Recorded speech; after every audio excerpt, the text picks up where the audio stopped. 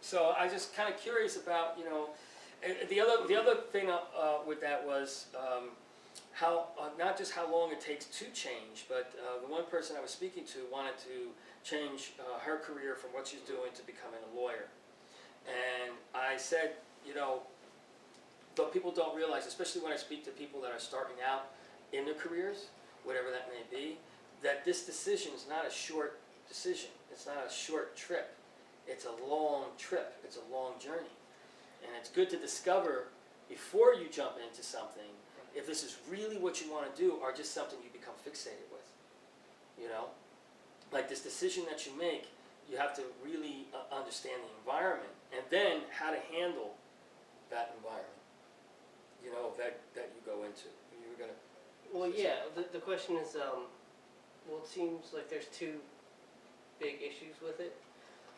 One of the things you just mentioned is that people don't necessarily recognize what they're going into, and when they get in the field, they're surprised, and more often than Disappointed. not, yeah, disappointed. Like I'm not going to bring him up, but one of your students, he went into like the herbology and the internal arts, and you explained to him when he got into, like, they're not going to know as much as you think they're going to know, and he got into it, but he got disappointed, but he moved through it, I think. Well, what happens there is, like, I think we all want to try to help. So, like, in the sense of the herbology, that's a great field, and there's a lot of good things into it. But you have to get the people to want to do the herbs. Right. And when you start, doctors, one of the biggest frustrations is that they would say, well, did you finish your medication? And they would always say, no, I started feeling better, so I didn't finish my medication. Well, I told you to finish it because you really needed to keep that in your system. When you're trying to heal somebody through herbs and through natural means, you have to take the initiative. So it's not like I'm going to give you a drug, you take it, and eventually you're going to feel better, which is what everybody wants. You have to initiate it. In other words, like, you have to participate in your own healing. So you have to make sure that you're measuring the herbs, that you're taking the herbs, that you're doing the process. You have to be involved in taking care of yourself. And in America, at least, that's not an option. People want to go to a doctor, and they go to the doctor and say, okay, this is what's wrong with me, just fix me so I can move on with my life. And they want you to say, well, just take this, or we'll take this out of you, and you'll be fine. When you're dealing with herbology, that whole road is that if I'm going to work with you, it's the same thing. I have to find out about your family life, your personality, your stresses, everything that goes in, recommend herbs and stuff that go through that, give you a routine of exercise. And if you have maybe 20 people come into your office, probably maybe one or one and a half person is going to do what you tell them to do and something like that. So herbology works. Yeah. There's a lot of good things with it, and so does medicine. Medicine works as well. I like the idea of yin and yang coming together, but really the problem is lack of participation in your own health and well-being. So a person like that goes into that field thinking like, oh, this is what you need to do, and thinks that you're going to go home and do it, but you don't. Right. And that kind of disappointed. That kind of brings me to the point I wanted to bring up.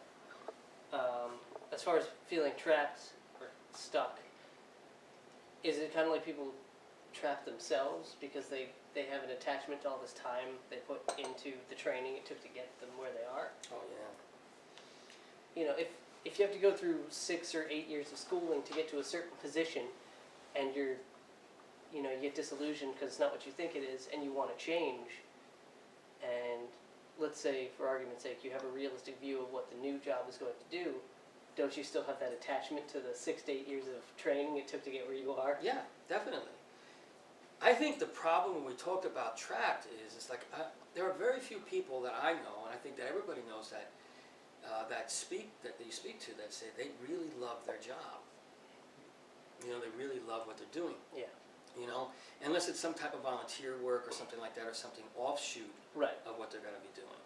And that's where the problem goes, And I think it's good for an individual, whatever they may do, to always seek out, to always keep themselves going. Like if you're an artist, try to do something within the art community, and at the same time have a job that kind of, revolves around something artistic, something where you're being a little bit creative, like commercial design or designing websites or whatever it may be.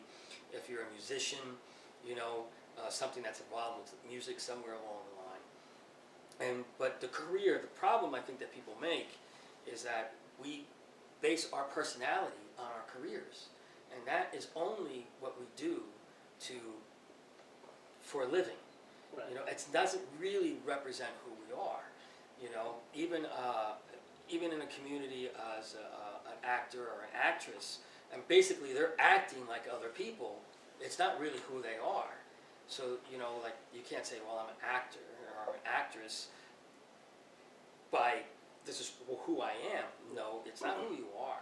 It's what you're doing. I'm a computer designer. I'm a politician. I'm this and the other thing. I'm a doctor. I'm a sanitation worker. No, this is what you do. But people focus so much on what they do as being a way of life. And that's where the trapped comes from. I think the idea of not feeling trapped is one, you have to realize that, you change through time. So the decisions that you make, you should be clear of what you make. Like I was just talking to my friend Natasha, and I was asking her about her sister, and she went into what her sister's going to be doing, and I said, well, what does that mean? What is her sister going to be doing from now for the rest of her life, or for the next 20 or 30 or 40 years? This is a big decision, Right. But people who are in that environment don't realize how big a decision it is. Like you're going to be doing this for quite a while, So you should really think about what you're going to be doing and understand that there's going to be variables, that you're always going to have to work in an environment that's not going to be nice. Like you have to deal with steel elements, and you have to deal with earth elements, and fire elements, and water elements, meaning all the different personalities of people that you have to deal with. You're going to be dumped on by somebody over you. I never understand it, but it always seems that the boss, is always a jerk. Right? In every job you go to, my boss is really a jerk. Or my boss is cool, but the boss that is over this boss is a jerk, and it reflects, and I get stuck with it. It's like, Right. so unless you're the boss and you're the one that's doing all the dumping, then your boss is usually an idiot. Oh, there's an idiot, and you have your clique group here, and you have another clique group here, and another clique group here, and then all of a sudden you hate your job, you hate getting up, you're bored. It's really tough getting to work. Why do you go to work? Well, you go to work to make money. Bottom line, that's why you do what you do. But it doesn't represent who you are, so then people feel trapped. And how do you get out of being trapped? And my point is that you need to, first of all, the first aspect of getting out of being trapped is you need to really be clear about what you're going to do for a living and what you're going to be doing, and understand what you're getting into, whether it's, and a lot of times, if you go into school to say be an artist, that may not come to what you're going to be, but you can surround yourself with it. And the other aspect is what you do with your personal